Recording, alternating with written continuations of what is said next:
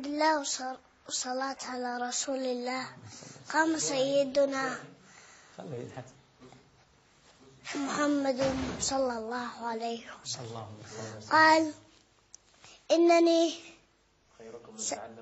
خيركم من تعلم هذا القرآن الكريم.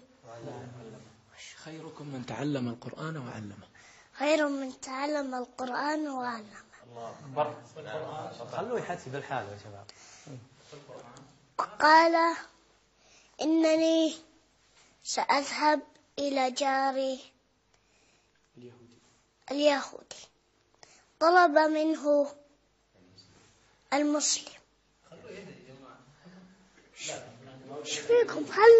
خلوني يا ماذا قال ناصر السعدي؟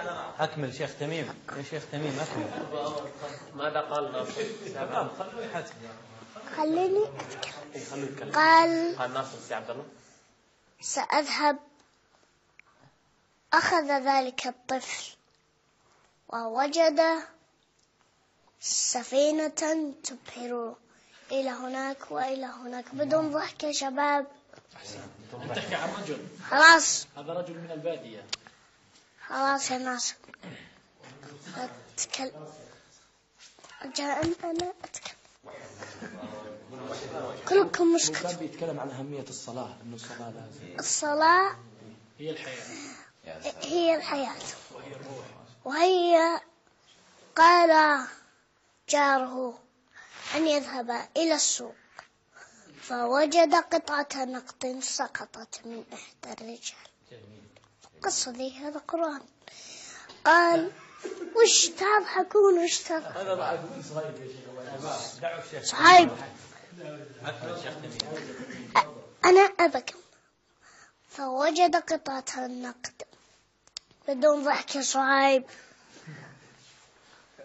هذا قرآن. هذه قصة.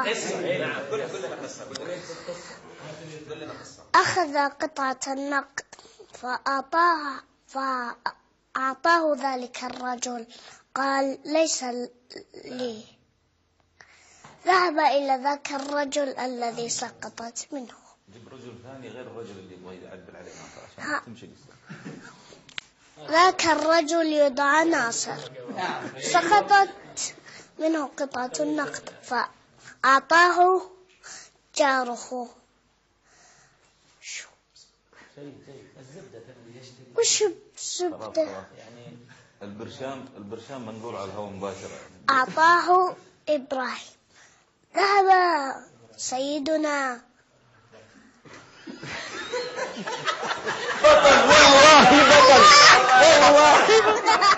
ما شاء الله ما شاء الله. بطل تميم بطل. بطل ما شاء الله.